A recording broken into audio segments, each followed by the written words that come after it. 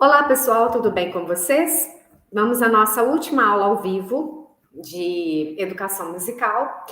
E eu estou falando de aula gravada, tá, pessoal? Mas os conteúdos ficam disponibilizados e eu vou estar à disposição aí para atender as dúvidas, tanto no sentido da avaliação, se alguém tiver, você que está assistindo agora essa gravação ainda fica a dúvida, ou para vocês que estão aqui ao vivo, né, e para quem já entregou e está aí em andamento com o ciclo 5, a gente vai fazendo as correções, colocando tudo em dia. Se precisar, né, de algum refazimento, principalmente quem entregou bem antes do prazo, a gente vai estar abrindo aí essas exceções, que sou eu mesmo que vou corrigir o ciclo, esse último agora, e também as questões discursivas da avaliação, tá?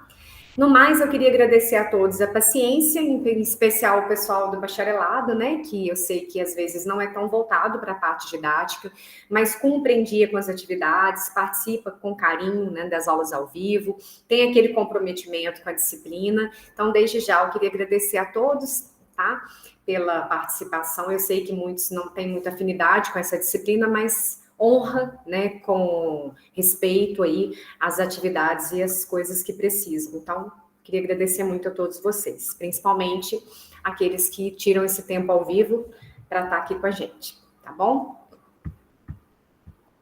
Então, vamos lá. Finalizando o nosso conteúdo, né? Como sempre, a gente fala algumas dicas da avaliação e agora não seria diferente. Então, eu vou colocar uns apontamentos básicos aqui, umas chamadinhas de atenção para um ou outro educador, porque sempre se faz necessário, mesmo sendo uma avaliação de consulta, é legal a gente ter as dicas aí. Então, vamos lá. Como sempre, a avaliação de 40 pontos, ela corresponde aos ciclos 1, 2 e 3, tá? E não vai ser cobrado um histórico, ou alguma coisa muito específica. Por exemplo, eu posso falar alguma coisa do Schaeffer numa atividade mais prática, num exemplo bem prático, dando uma dica aqui. Eu não vou cobrar de onde ele coisas que são específicas, né, daquele educador em si, ou uma metodologia específica, não. Mas focar em alguns itens, principalmente, que forem colocados aqui, tá? Então, por exemplo, no ciclo 1, a gente vai ficar um pouco atento com relação aos números de lei. E é claro que vocês vão ter o guia aí à disposição também. Eu aconselho que vocês deixem o material já todo aberto, para que vocês, né, para facilitar mesmo a pesquisa de vocês no momento, tá?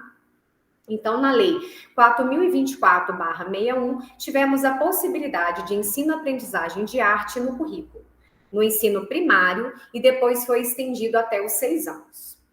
No ensino de grau médio, a arte é tratada como uma atividade complementar de iniciação artística, e a gente tem aí o artigo 38.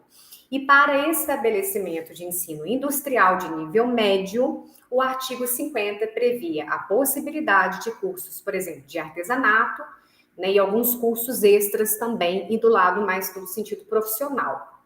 E já para o ensino superior, o artigo 66, o ensino de artes, ele é realizado como uma pesquisa e autonomia do professor e é declarado no artigo 71, que o programa de cada disciplina, sob forma de plano de ensino, será organizado pelo respectivo professor e vai ser aprovado pela congregação do estabelecimento. Então, a gente teve algumas questões de lei que foram citadas no nosso guia, coisas muito sucintas, só para a gente conhecer um pouquinho da parte de lei relativa à parte de educação musical.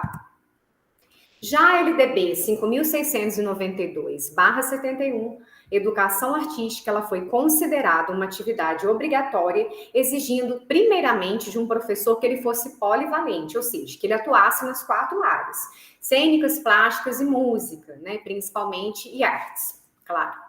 Mas na LDB de 9.394, a arte passou a ser um componente curricular, então ela foi tratada como um componente mais específico. Então, após a solicitação de alteração por algumas entidades interessadas, ela foi alterada, né? Consta na Lei 13.415 de 2017, um artigo que fala: o ensino da arte, especialmente em suas expressões regionais, constituirá componente curricular obrigatório da educação básica.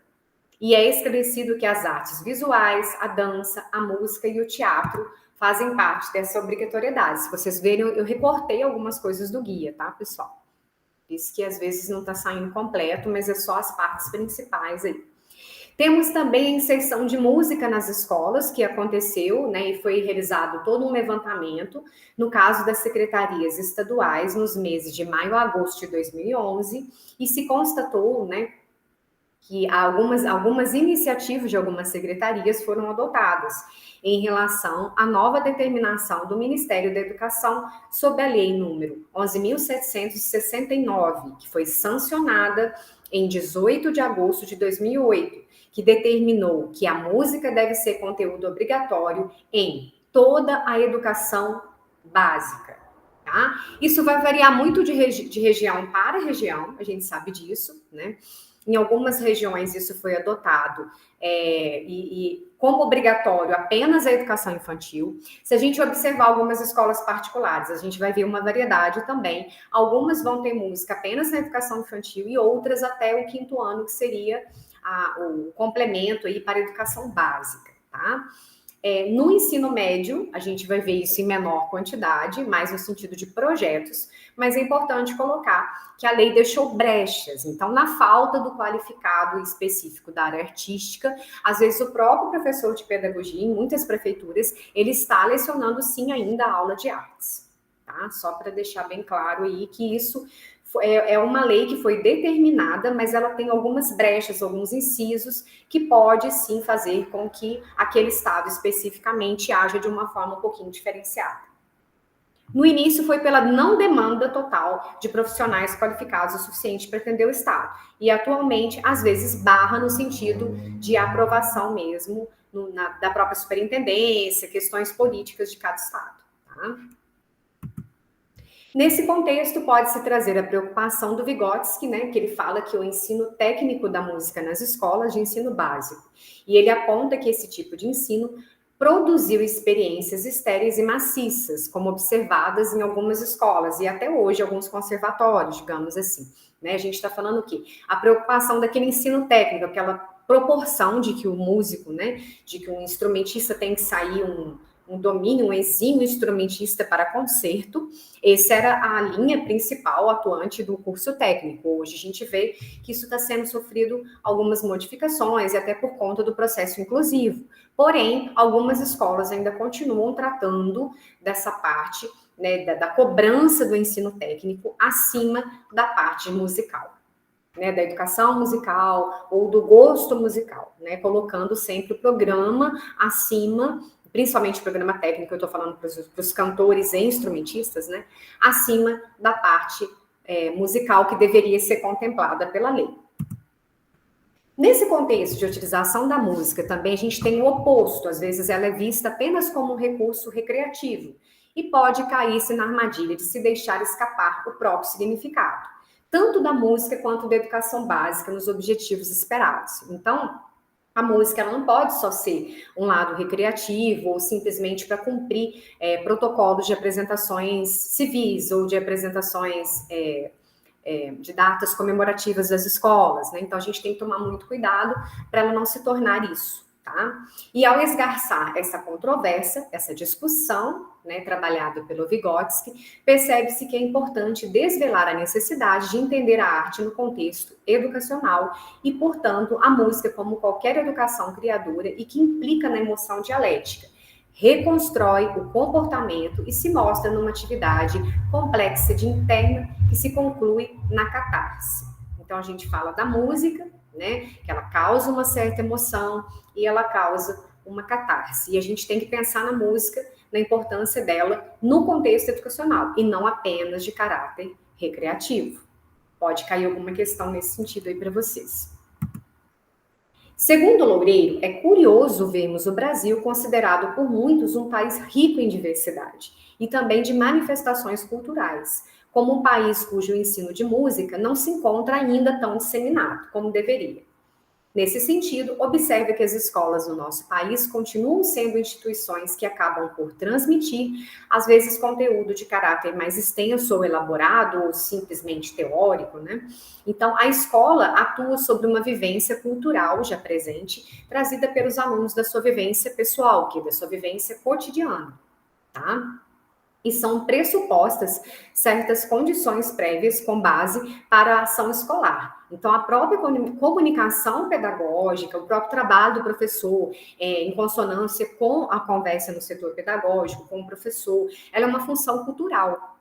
E, inclusive, nas especializadas, nas escolas especializadas, só pode ser eficaz para aqueles que tiverem as condições sociais necessárias para desenvolver uma competência prévia, uma familiaridade e prática cultural como pressupostos para o aprendizado formalizado. Então, a gente tem que tomar cuidado com, às vezes, os testes que são colocados para a inserção das pessoas no mercado musical, com a forma, né, que está sendo conduzido o trabalho pedagógico. Tudo tem que estar em consonância com a parte cultural e com o desenvolvimento cultural daquela comunidade, daquela cidade, daquela sala, daquele momento que está passando a escola, né? Tem que tomar todo um cuidado. Depois tem um assunto um pouco chato, assim, bem mais teórico, né, que fala sobre Bakhtin e o cotidiano na sala de aula, aí no nosso guia. E ele destaca que tudo que é ideológico, na verdade, é um signo, né? E todos os signos eles não existem, né? Não existem as ideologias, os gêneros de ensino, porque eles são múltiplos e eles são mutantes. Acabamos de falar que tudo depende um pouco do contexto que aquela sala, que aquela turma ou aquela faixa etária está inserida. Ele menciona alguns gêneros, por exemplo, que são usados na forma de escrita, né? A gente tem os diálogos do Sócrates, os milagres do teatro medieval, os diálogos no mundo além-túmulo, e que se tornaram frequentes no nível mais básico dos exercícios escolares e que se mostram como uma pista para investigar como determinados professores incorporam e usam os gêneros distintos. O autor também destaca que se tem outros gêneros que são incorporados, né, na questão do momento, por imbricar presentes nas longas conversas. Acontece entre professores e alunos, entre próprios profissionais, essa troca de conhecimento e uma incorporação que se mostra semelhante. São diferentes os tipos de romances estudados por Bakhtin e que denotam que, mesmo planejada, a performance dos professores no cotidiano, ela não segue um script, né, e faz com que a habilidade para integrar formas genéricas diversas carreguem um sentido e conteúdo e refletem o registro de experiências pessoais de cada um.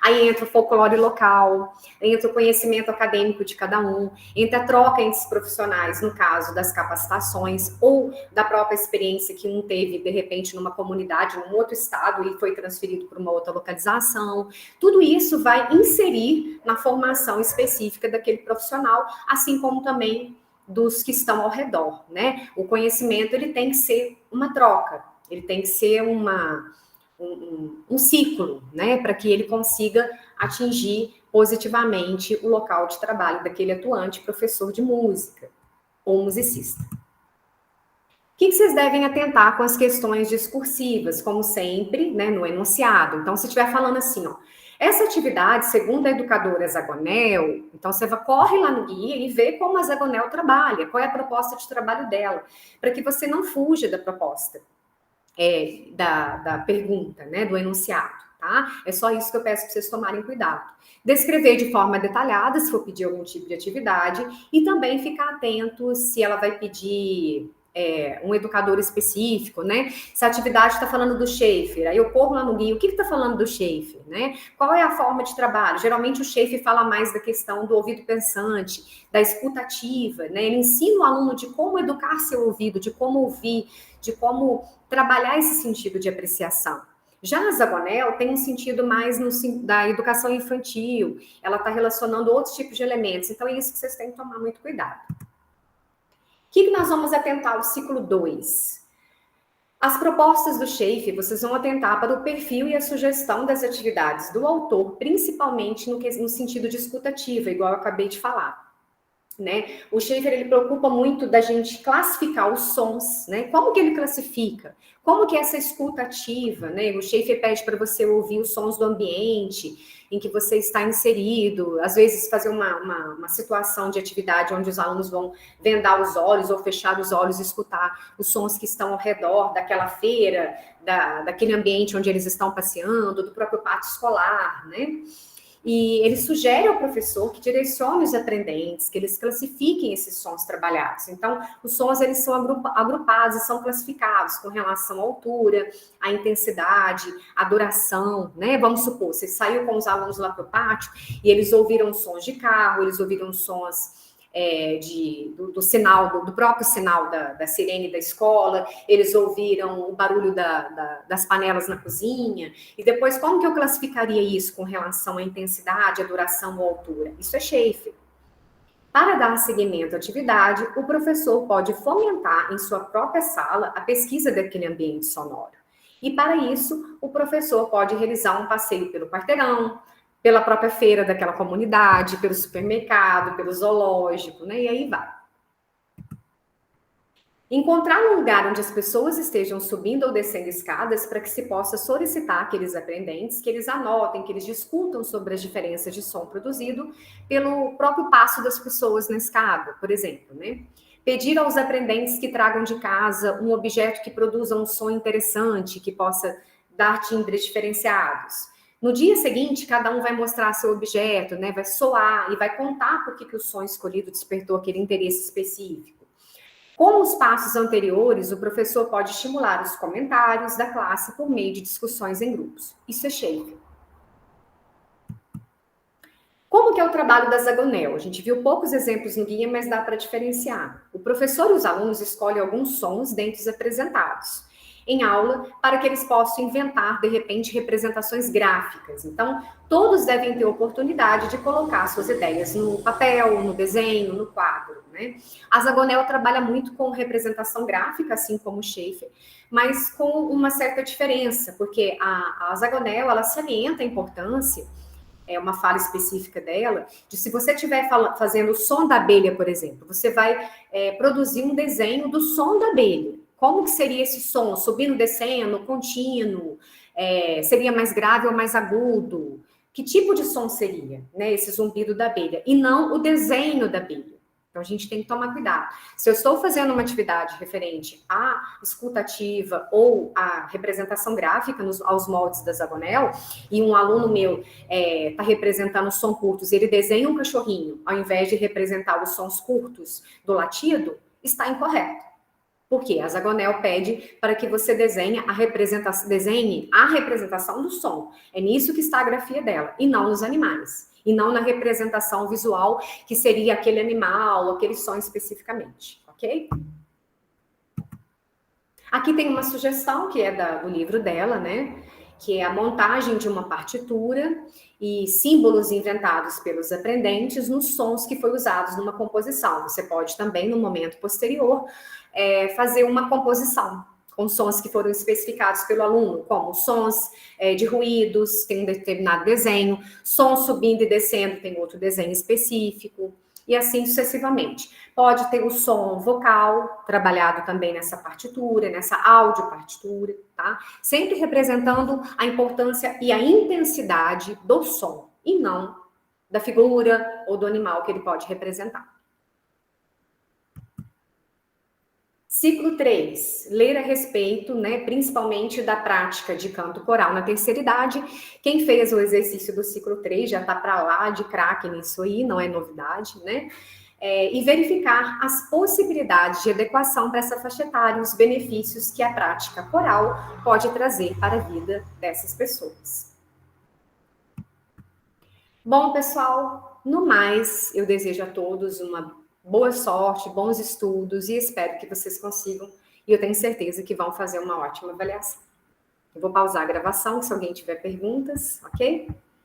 E mais uma vez, pessoal, agradeço a todos.